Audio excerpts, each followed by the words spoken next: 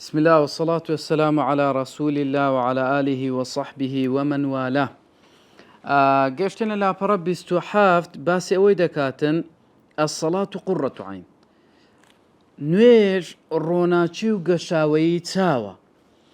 پیغمبر خوا عليه الصلاة والسلام ده فرمي حبب إلي من دنياكم الطيب والنساء خوشويست كرا ولا لام لدنياي ايوا دوشت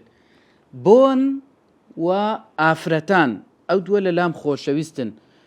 وجعلت قرة عيني في الصلاة وقشاوي وروناشي تاوكاني شم لنويجا كواتا نويج بوتا قشاوي وروناشي تاوكان وكو أزاريد فرميتن معناي قرة عين تيا أن يصادف قلبه من يرضى أويكا تساوي لبو تاوي بكويتا سرشتك دلي أو كسي بي رازي بيتن باشا فتقر عينه به عن نظري إلى غيره تاوكاني أو قرب قري نتي تسرشتيتر يعني قرة عين مثلا كابرا خيزانك كدعاء دكا ربنا هب لنا من أزواجنا وذرياتنا قرة أعين قرة عين يعني أو آفرة أو خيزاني خوي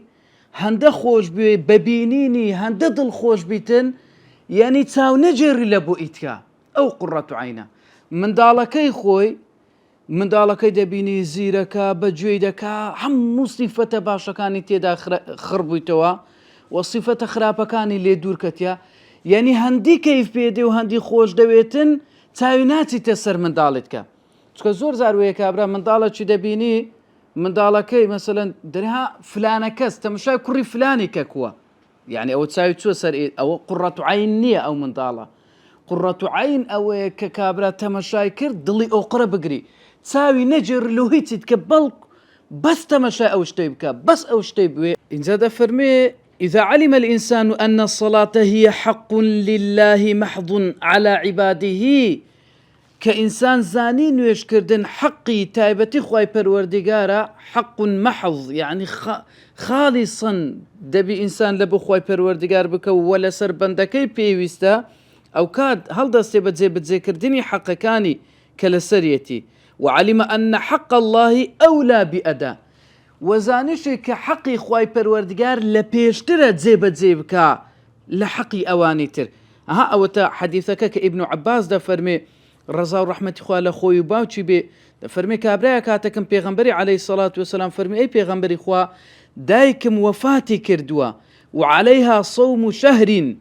أفأقضيه عنها بروجبوني مانجيشي للصرا آية أو روجوي لبو بقرموا پیغمبري خواه عليه الصلاة والسلام فرمي لو كان على أمك دين أكنت قاضيه عنها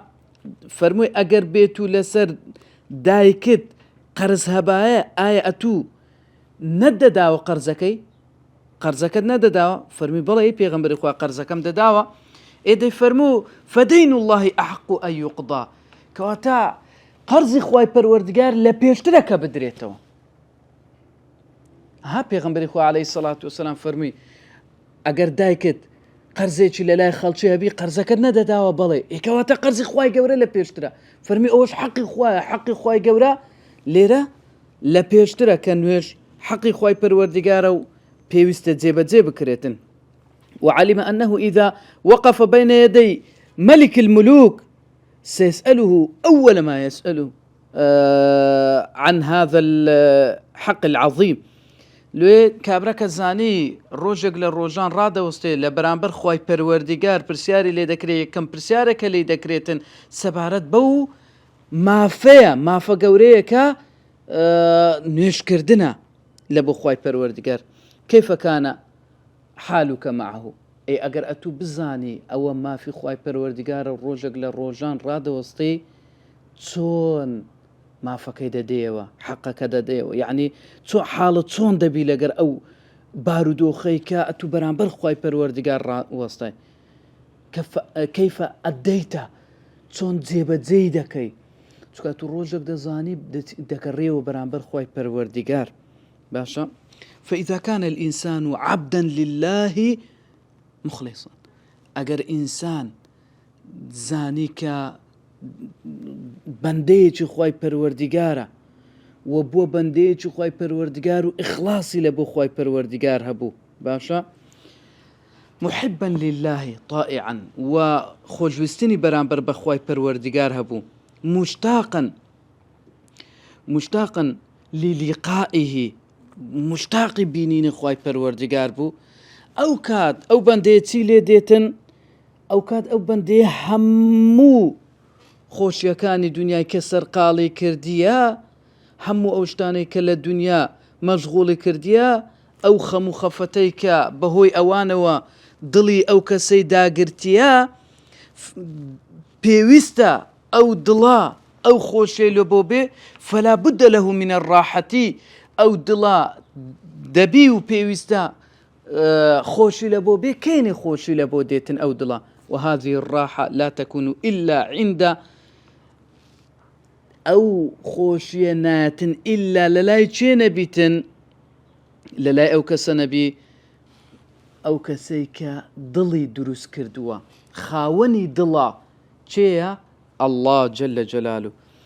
كواتا خوش بختي كي ديتن أو كاتا ديك إنسان ضلا كي بو خواي پروردگار ملكت بي أو كات كزاني وعلم ما يضره وما ينفعه وعلم ما يسره وما يحزنه فإنه يتجه للقاء ذلك الخالق العظيم زانيك أويك دل خوشي دكا وأويك دل بابلين غمباري دكا أويك سودي بيدر جيني وأويك زياني بدستا هر هموي چيا الله جل جلاله كواتا ڕووکردنە خاڵق ئەوەیە کە ئینسانەکە بەرەو خۆشبەختی دەبا ويلجأ إليه بأحب أمر إليه ئەو کات هەوڵ دەداتن ڕوو لە خوای پەروەردیگار بکە بە خۆشەویستترین ئەو کارێکە خوای پەروەردیگار پێی خۆشە لۆ چکە دەزانێ هەموو کارەکان لە دەستی ئەوە هەموو شتەکان لەلایەن خوای پەروەردیگارەوە دێ كواتا ڕوو لە خوای پەروەردیگار دەکە بقلبه وجوارحه با دڵ و جەستەیەوە ڕوو لە خوای پەروەردیگار دەکە كما أراد الله تعالى وەک خوای پەروەردیگار داوای لێ دەکە ئەو ئینسانە ئاوها ڕوو لە خوای پەروەردیگار دەکە أن الصلاة هي حظه من الدنيا چونکە نوێژ بەشی ئەو کەسەیە لە دنیادا ئەها ئەوەتە خوای پەروەردیگار دەفەرمێ ألم تروا أن الله سخر لكم ما في السماوات وما في الأرض وأسبغ عليكم نعمه ظاهرة وباطنة تمشابك خواي پروردگار آسيرنا كان كخواي پروردگار آسمان كانوا زوي لبوئي والرام هناوا أوانيك ديارنو آشكرانا هر هموي لبوئي وا كواتا إنسان بتواني دنيا بدز بيني خوشي بدز بيني هر هموي ئەوەیە کە بەدەست خوای پەروەردیگارە ئینجا ئەو نوێژە سبحان الله یان لەو ڕۆژەی کە زۆر ناخۆشە ڕۆژێکی کە زۆر تاریکە لە بۆ ئەو کەسە دەبێتە نور ئەوە من كان ميتا فأحييناه وجعلنا له نورا يمشي به في الناس ها خوای پەروەردیگار باسی ئەوەی دەکە کە نورمان پێبەخشیوە یعنی ئەو وەکو ئەو کەسەی کە کەسێک مردوو بێ و زندی بکرێتەوە و نورێکی پێ ببەخشرێ ڕۆناچیە کە پێشەخۆی ببینی و بتوانانی شتەکان ببینیتن ئینجا سبحان الله حتى لەناو قەبر و حتى لە پردی سیڕاتیش لە بۆی دەبیتە نور خوای گەورە دەفەرمێ يوم يقول المنافقون والمنافقات للذين آمنوا انظرونا نقتبس من نوركم قيل ارجعوا وراءكم فالتمسوا نورا ئەو کاتێک کە پیاوان و ئافرەتانی منافقان خۆیان بەگەر ئیمانداران دەدەن لەگەڵ ئیمانداران وەزان دنیا شەهر لەگەر ئیمانداران دێن و دەچن لە قیامەتێ شەهر ئەوها هەز دەکەن و لەگەریان دەبن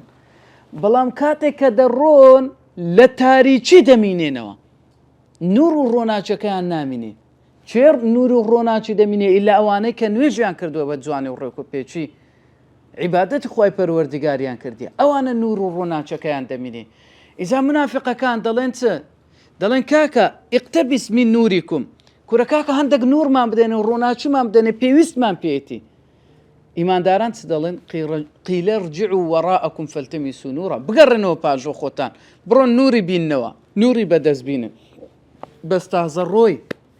تازە ڕۆی لەبەر هەندێک پێغەمبەری خوا عەلەیهی سەڵات وەسەلام لە حەدیثەکە چ دەفەرمێ لە حەدیثێکە لە صحیحی بوخاریدا هاتووە فەرمی وئین صەلا وەصاما وەزەعەمە ئەنەهو موسلیم کابرای وا هەیە نوێژیش دەکاتن بەڵام هەر منافقە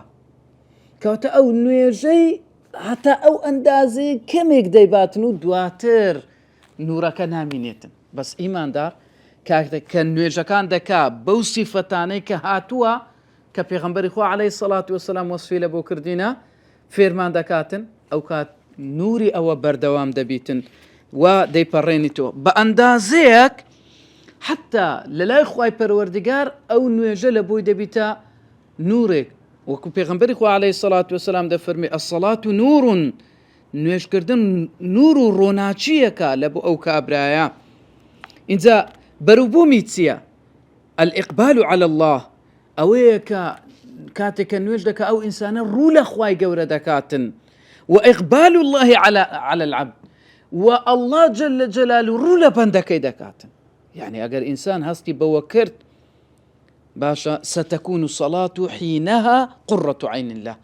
ئەو کات نوێژ لە بۆی دەبیتە بەرچاوڕوونی و ڕۆشنی و گەشاوەی چاوەکانی ئەو کات کە هەستی کرد ئەو لە بەرامبەر خوای گەورەیە و الله جل جلاله ڕووی تێدەکاتن ڕوو لە بەندەکەی دەکات وەک چۆن بووە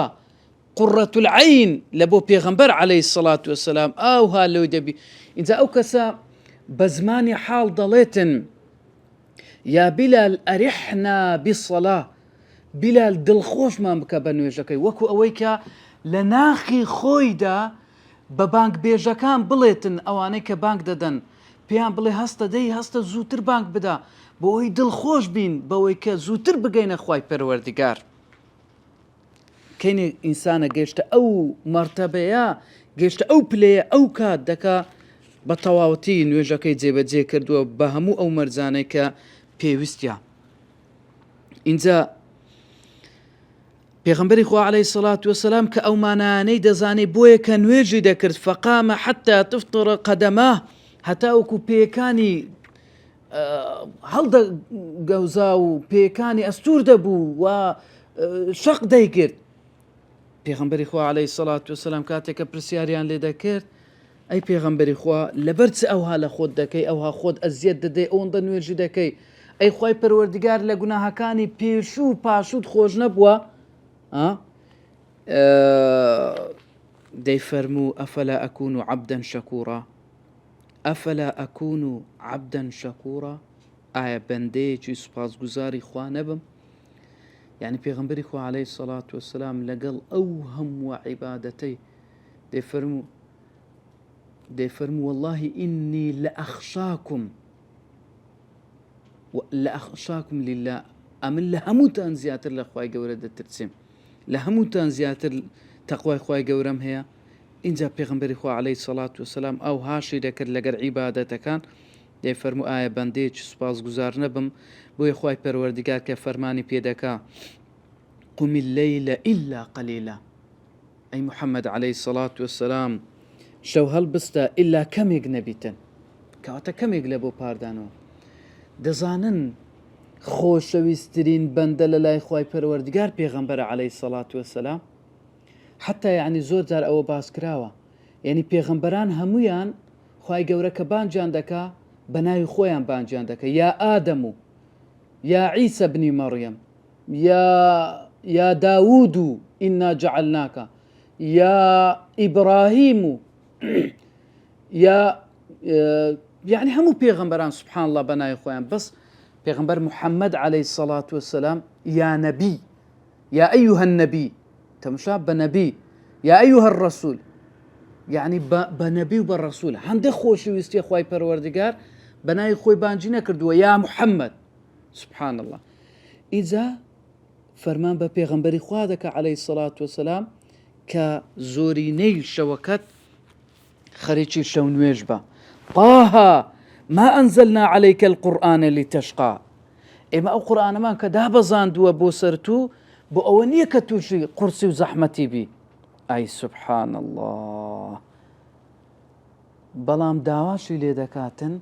کە خەریکی عیبادەت بی. لەبەر هەندێک پێغەمبەری خوا عەلەیهی سەڵات وەسەلام کاتێککە ئەو سەحابەی خزمەتی دەکرد دەفەرمێ پێغەمبەری خوا حەز دەکەم لەگەڵە تو بم لە باش، فەرمی زۆر سوزدە ببە، زۆر سوزدە ببە. الله، نوێژکردن سوزدەبردن چەند ئینسانی بەرز دەکاتەوە کە خوای پەروەردیگار خۆشەویستترین بەندەکەی خۆی ڕادەسپێریتن کە زۆر شەو نوێژ بکاتن. و پێغەمبەری خوا عەلەیهی سەڵات وەسەلام ئەو سەحابەی کە دەیەوێ لەگەڵ وی بیتن لە بەهاشت فەرمی زۆر سوزدە ببە و زۆر نوێژ بکە. اینجا هاوڵانی پێغەمبەری خوا عەلەیهی سەڵات وەسەلام قوتابیانی دەرچوانی قوتابخانەی پێغەمبەری خوا عەلەیهی سەڵات وەسەلام چۆن نوێژوان کردووە، بە ئەندازەیەکی وان نوێژیان کردووە حتى دەفەرمێ ئەنەهم ئیذا ئوقیمەتی الصەڵا، کاتێک کە هاوڵانی پێغەمبەری خوا عەلەیهی سەڵات وەسەلام قامەتی دەکرد لە بۆ نوێژ دەڕۆیشتن بەرەو نوێژ حتى كأنهم لا يعرف بعضهم بعضا، حتى وەی لێ دەهات هەندێکیان خەریک بوو نەناسیتەوە ئەو هەبەپە لە دەڕۆیشتن. لەبەر هەندێک خاتو عایشەش باسەوەی دەکرد کە پێغەمبەر عەلەیهی سەڵات وەسەلام خەریکی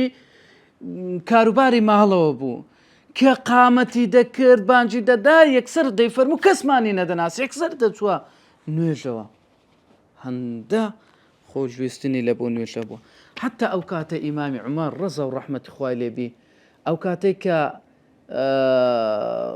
هاتن شەهیدی بکەن، کاتێک کە چەقوەکان لێدا خەنجەرەکان لێدا هینانەوە ماڵێ داننا، سبحان الله خینی لە بەدەڕۆی ئیمامی عومەر لە خۆچوو هەندی گاسیان دەکرد بە خەبەر بەخۆ نەدەهاتەوە. عەبدوڵای کوڕی فەرمووی بابم بە یەک شت بە خەبەر دێتەوە بەخۆ دێتەوە، برێن نوێژ جا گوتیان ئەسەڵات ئەسەڵات. سبحان الله ئیمامی عومەر یەکسەر بەخۆ هاتەوە فەرمی ها خەڵک نوێژیان کردیا، ها خەڵک نوێژیان کردیا، فەرمیان بەڵێ خەڵکەکە نوێژیان کردیا. سبحان الله بەو قسەیە بە خەبەریان هیناوە بەخۆ هاتەوە ئیمامی عومەر. ئیجا فەرمی چێ بوو؟ فەرمیان ئەوە کابرایەکی جوولەکە بوو لە پشتەوە هات لێدای فەرمی ئەلحەمدولله کە خوای گەورەوەی کرد مسلمانێک نەبی و بەدەستی مسلمانێک نەبیتن و لەوێن دەر کەسێک کە لا ئیلاهە ئیلا الله برێ و لا ئیلاهە ئیلا الله بەرامبرم ڕابوەست. سبحان الله تەمەشای سەحابەی پێغەمبەری خوا عەلەیهی سەڵات وەسەلام ئەو کاتە ئیمامی عومەر لە باخەکەی خۆی بەس نوێژی عەسر تاخیر بوو بە جەماعەت ڕانەگەیشت کە هاتەوە دەرێ لە باخەکەی تەمەشا کرد خەڵکەکە لە جەماعەت هاتینە دەرێ لە مزگەوت هاتینە دەرێ نوێژی جەماعەتیان کرد بەس ئەوەندە فەرمی ئەوە باخەکەم هەر هەموو لە پێناوی خوای گەورە کردە خێر. یعنی بەڕاستی ئێستا ئەمە تەمەشای خۆمان بکەین ئەگەر ئەمن لەسەر کارەکەی خۆم لەبەر سیارەکەم لەبەر سامانەک و ماڵەکەم نوێژێکی جەماعەتم بچی بەس جەماعەتەکە بچی نەک لە کاتی خۆشیاردەکەی ئەمن ئەو مووقیفەی ئیمامی عومەرم هەیە. بەڕاستی ئەوان چەند شارەزا بوون لەو دینە، چەند تێگەیشت بوون لەو دینە. لێ دەفەرمێ هەندێکیان هەبوو فبعضهم يكون كالخشبة في الصلاة، ئیوان هەبوو وەکو دار وابوو. سبحان الله، يعني لە تابعین باس کرایە، يعني منداڵک دەرێتە داچی دەڵێ دا تەمەشای ها ئەو دارەی کە لێرە بوو دارەکە نمایە، دەفەرمی کوڕم ئەوە دار نەبوو، ئەو فلانی کوڕی فلان بوو، هەموو شەو هەردەستان نوێژی دەکرد. يعني بە ئەندازەیەک منداڵەکە وەی هەست کردێ دارە کە لە شوێنی خۆی ناجوولێتەوە ئەوەندە. حتا دەفەرمی جاری وە هەبووە خەریکی نوێژکردن بووە خەریکە باڵندە بێتە سەرشانیان و سەریان لەبەر ئەوەی هەندە بە بێدەنجی و هەندە بە کڕی خەریکی نوێژکردن بووە ئەوەندە زۆر ڕاوەستاوە باڵندە وەی زانیوە کە ئەوە لەوەیە دارێک بیتن و خەریکە بێتە سەرشانیان. يعني ئەو قسانە هەمووی وارد بووە. سبحان الله. ئیوا هەبووە کە کاتێک وبعضهم يتغير لونه، هەبووە ڕەنجی گۆڕایە. سبحان الله لە پیاوچاکان باز دەکەن ئیوا هەبووە خەریکی دەستنوێژ بووە، والله أعلم زين العابدين بووە ئەو غەیری ئەو خەریکی دەستنوێژ بووە سبحان الله دەموچاوی گۆڕایە فەرمیان باش ئەتو بەس دەستنوێژ شتیە یعنی ئەو لۆ هەر ڕەنگت تێک چووە فەرمی ئەخە دەزانن ئەمن ئێستا دەچم بەرامبەر چێ ڕادەوەستم دەزانن ئەمن دەچم بەرامبەر چێ ڕادەوەستم ڕەنجی گۆڕاوە ئەو کەسە اینجا دەفەرمێ و ئیوان هەبووە کاتێک بەیەک ڕکعات خەریکی نوێژکردن بووە لە شەودا حتا یونادی منادی الفەجر حتا بانگ بێژی بەیانی بانجی داوە ئەو کەسە هەر خەریکی قورئان خوێندن و خەریکی ئەوە بۆ کە ئەو نوێژەی بکاتن حتا ڕۆژێکیان ئەبوو حەنیفە ڕەحمەتی خوای لێبیتن لەناو مزگەوت دەمینێتەوە لە پاش عیشایە دەفەرمێ ئەو کەسێک کە با بڵێن مجێوری مزگەوتەکەی و خزمەتی مزگەوتەکە دەکاتن دەفەرمێ چوومەوە لە بۆ نوێژی سبەینێ هاتمەوە بینیم هەر لە جێی خۆیتی سبحان الله ئیجا کە ئەمنی بینی ئەوجە هەستی کرد ئەوە خەریکی نوێژی بەیانیە ئەوجە هەستی کرد کە ئەوە کاتی نوێژی بەیانیە و نوێژی بەیانی هاتیە ئەوەندە تێکەڵ بووینە لەگەر نوێژەکان دەفەرمێ وزور بشان وكثير منهم ما يصلي الفجر بوضوء العشاء زۆربەی زۆریان بەدەست نوێژی عیشا نوێژی بەیانیشیان پێوە دەکرد ها ئیمامی شافعی کە چووە خزمەت ئیمامی ئەحمەد ها لە لای بوو بە یەکێک لەو ڕەخنانەی کە کچەکەی ئیمامی ئەحمەد لە ئیمامی شافعی گرت چ بوو فەرمی بابە ئەتوو دەڵێ ئەو کابرایەکی زۆر بە تەقوا و باشە ئینسانێکی زۆر چاکە باشە ئەدی لۆ لە بۆ نوێژی سبەینێ هەستاوە دەست نوێژی نەششت بەبێ دەست نوێژی سبەینی کرد کاتێک کە ئیمامی ئەحمەد پرسیاری لە ئیمامی شافعی کرد فەرمی کچەکەم ئەو پرسیارەیە هەیە فەرمی وەڵڵاهی دەست نوێژی عیشایە مابوو بە دەست نوێژی عیشایە نوێژی بەیانیم پێ کرد ئای سبحان الله ژیانی ئەوانە چۆن بووە اینجا ئیوا هەبووە تقطع قدمه وهو في الصلاة پێیەکەیان دەبڕیەوە لە کاتێک لە ناو نوێژ بوو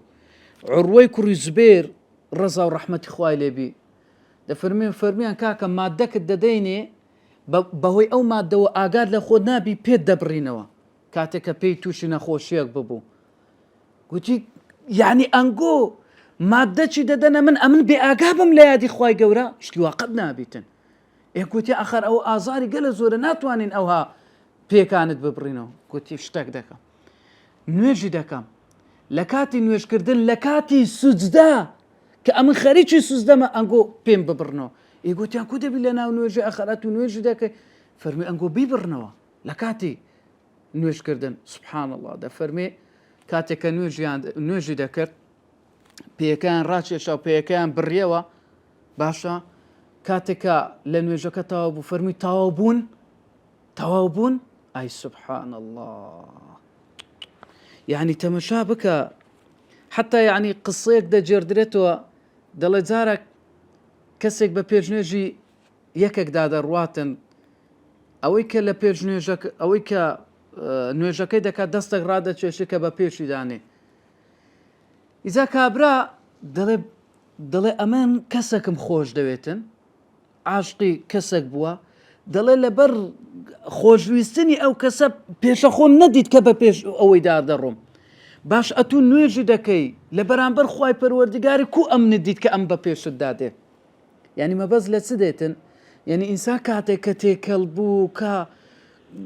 هەموو خۆشویستنەکەی لە بۆ ئەو نوێژەی بوو ئەو کات ئاگای لێ نابیتن کە چەند سەعاتێک بەرامبەر خوای پەروەردگار ڕاوەستاوە لێ دەفەرمێ ئیوا هەبوو ومنهم من تصيبه أسهم العدو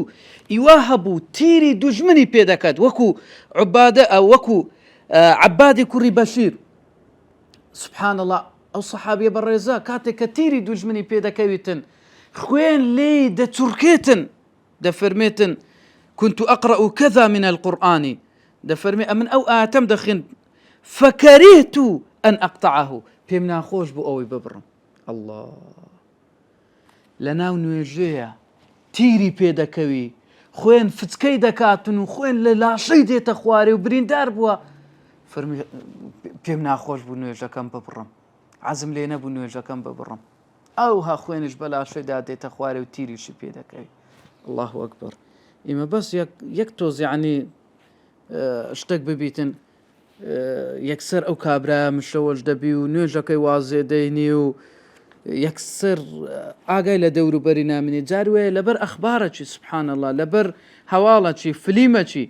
ئاگای لە نوێژەکەی نامێنێتن ئینجا ئیبن خەمیر ڕەحمەتی خوای لێ بیتن دەفەرمێ ڕابمێنێ ئەی ئەو کەسێک کە عاقڵی ئینجا لە پوختەی قسەکانی باسی ئەوەی دەکاتن کە ئەی ئەو کەسێک کە نوێژ خوێنی ئەی ئەو کەسێک کە نوێژ خوێنی وا دەزانی کە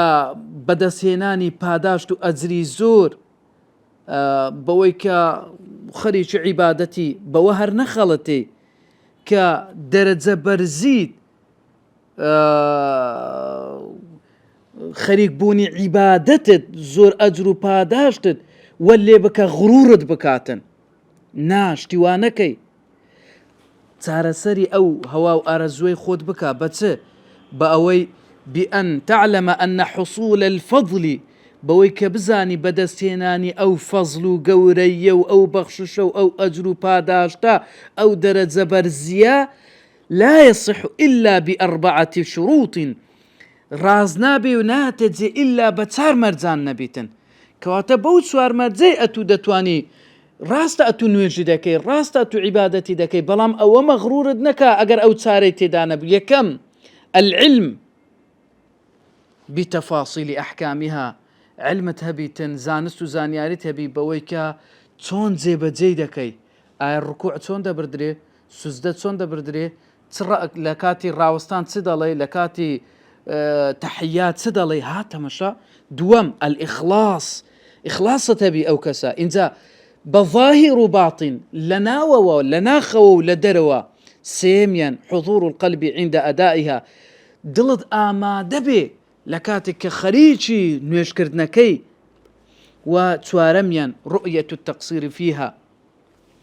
و خۆشت ببینە کە کەم تەرخەمی ئەگەر چی عیبادەتەکەشت کردووە بەڵام هەروە دابنێ کە کەم تەرخەمی لەبەرچی چونکە زانست و زانیاری بە ئەحکامەکانی ناو نوێژێ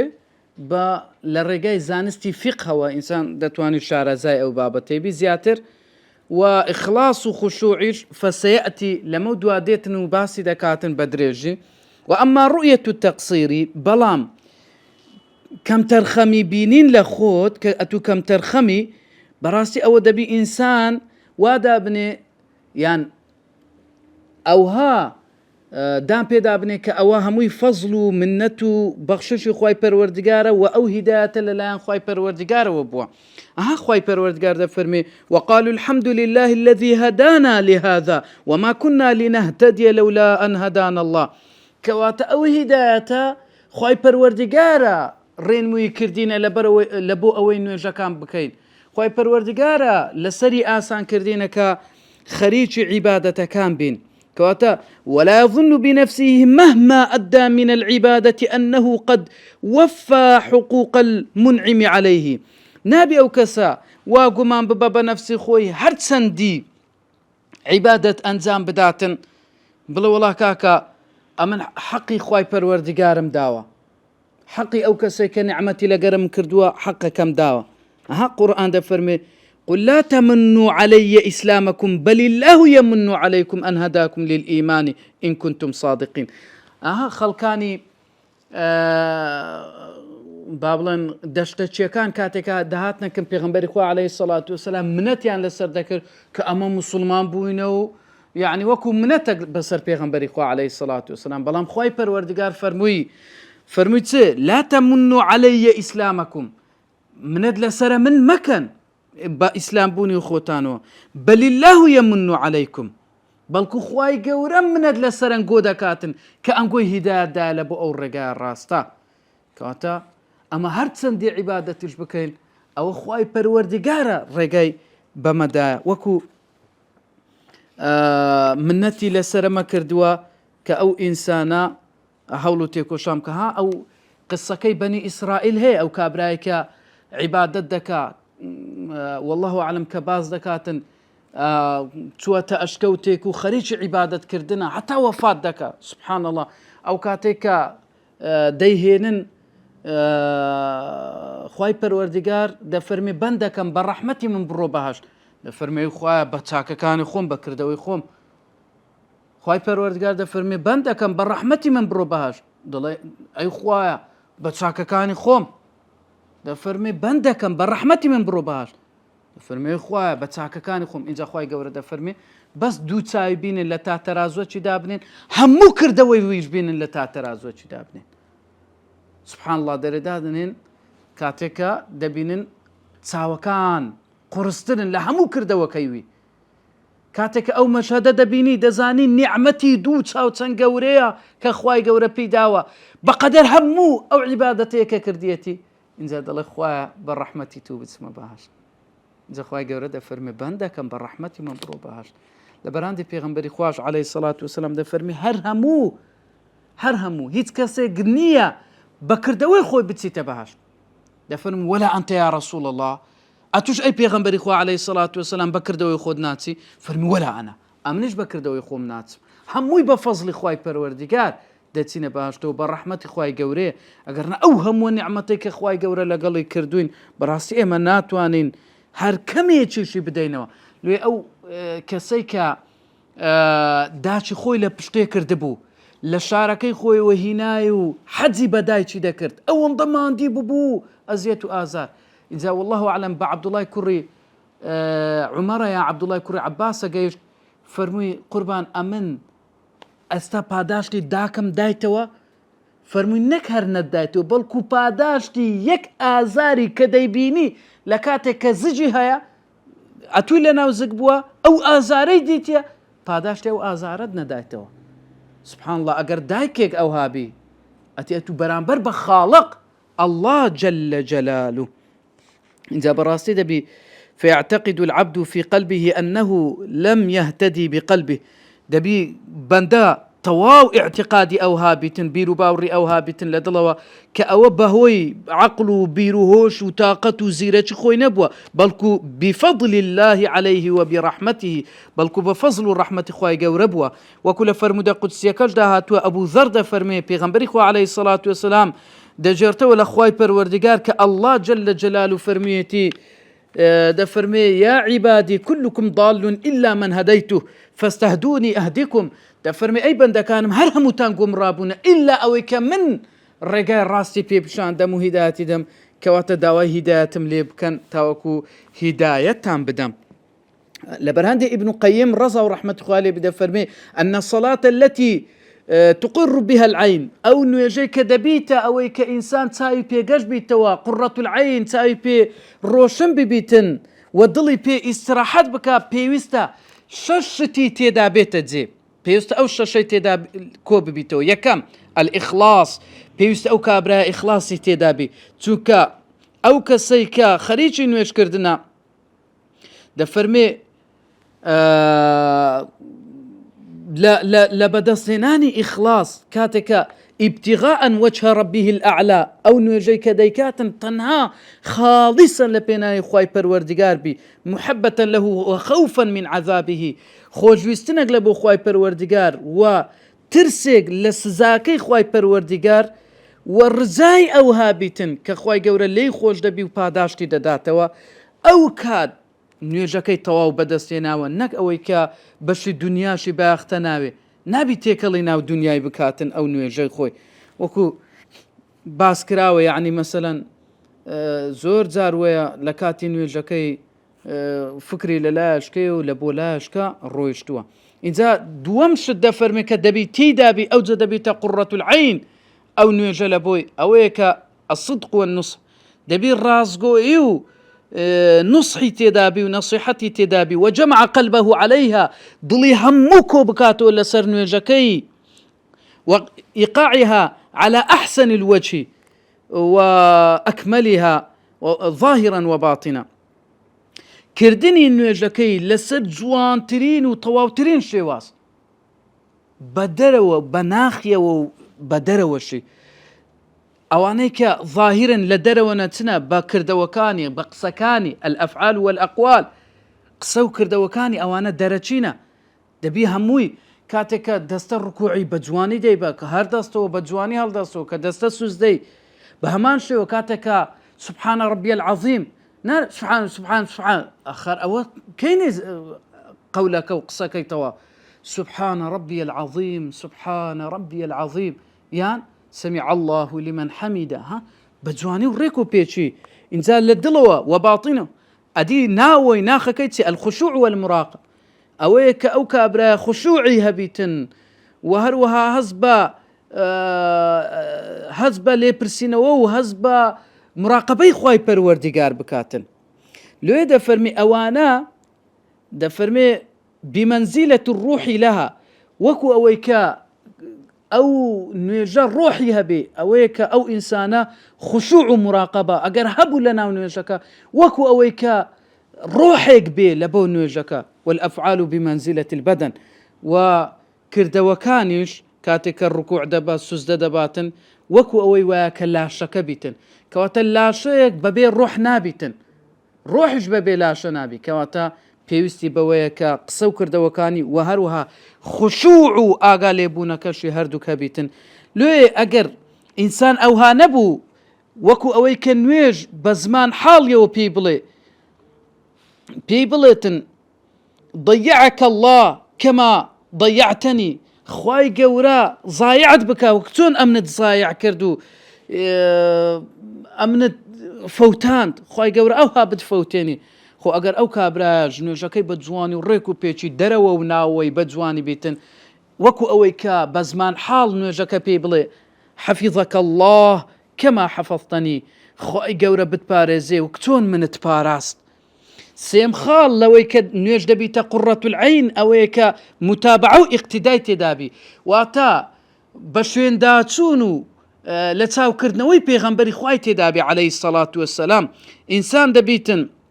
حريص بي على اقتداء في صلاته بالنبي صلى الله عليه وسلم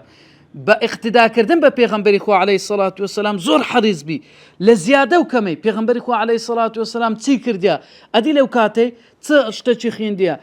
تون ركوعكي برديا تن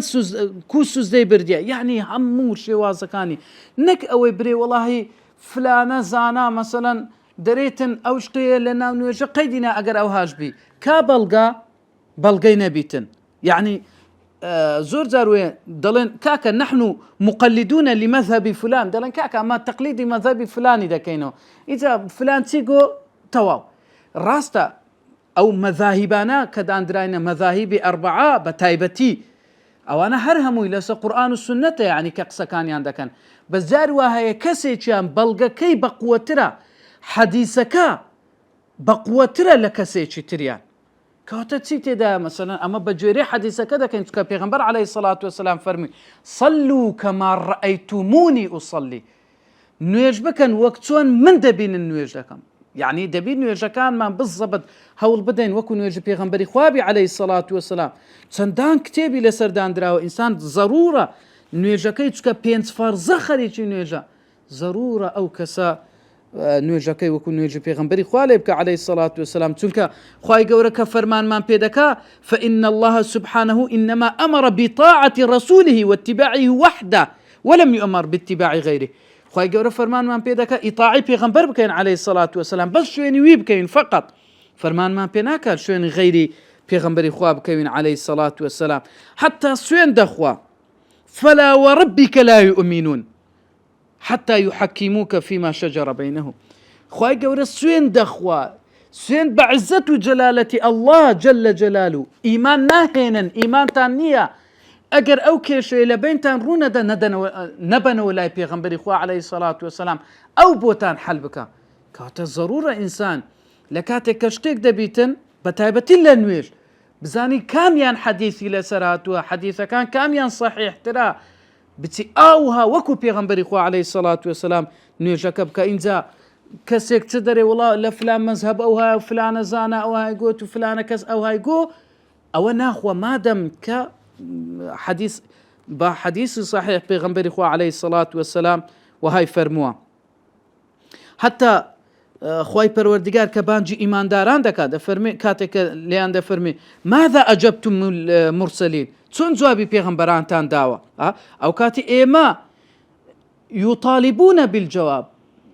داواکراوین بەوەی کە وەڵام بدەینەوە ئەو کات وەڵام دەدەینەوە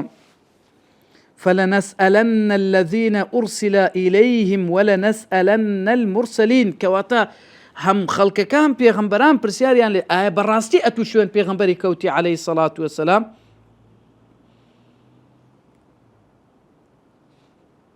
حتى پێغمبەری خوا عليه الصلاة والسلام دەفەرمی وحیم بۆ کراوە کە ئێوە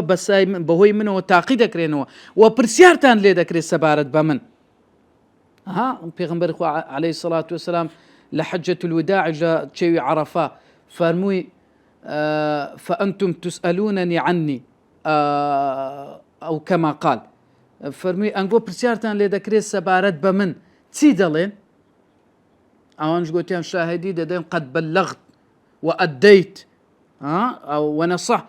شاهدي دين لسر أو بابتا إنزا پیغمبر عليه الصلاة والسلام فرموي اللهم فشهد اللهم فشهد اللهم فشهد خواتو شاهد بلسروا كواتا إما فرمان من بيكراوا ڕێبازی پێغمبەر عليه الصلاة والسلام شوێنی ئەو چی کردی ئەوها وەچی ئەو کابرای جارتکەش باسمان کردیە ئەو پیرەمێردەی گوتی مامۆستا هەر باسی خێر و پاداشتی و سوزدە و نوێژە ئەوانە سێ سوزدەی بردبوو مامۆستاکە پێگوت بگوت کاکە ئەوە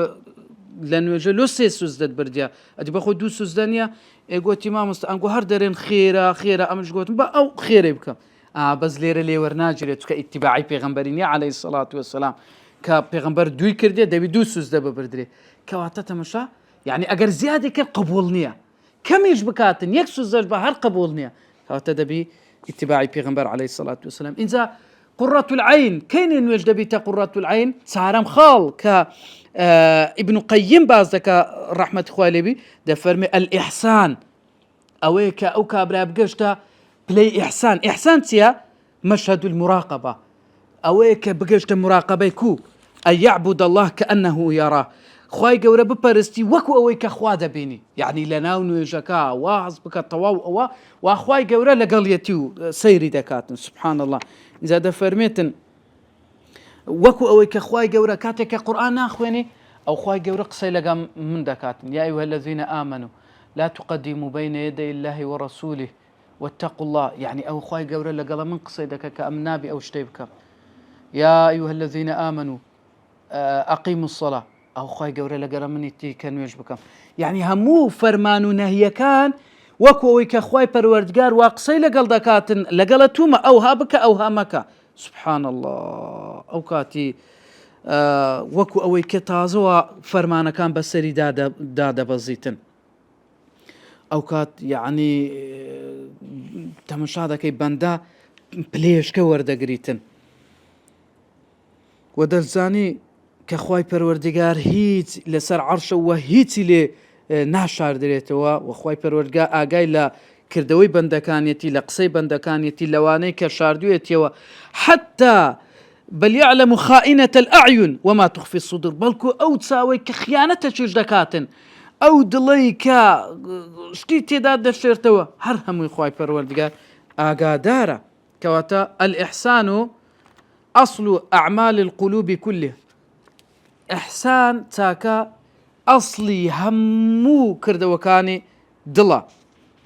و وەسوەسەکان دەپچڕێنیتن و قسەی نەفس ناخ هەمووی لا دەباتن بەڵکو تەنها ڕوو لە خوای پەروەردگار دەکاتن أو چار خاڵێک کە ابن قەیم باسی دەکاتن خاڵی پێنجەم کە منەتە و خاڵی شەشەمیش کە تەقسیرە ئینشاءالله لە دەرسی دابێ باسی دەکەین سبحانك اللهم وبحمدك أشهد أن لا إله إلا أنت أستغفرك وأتوب إليك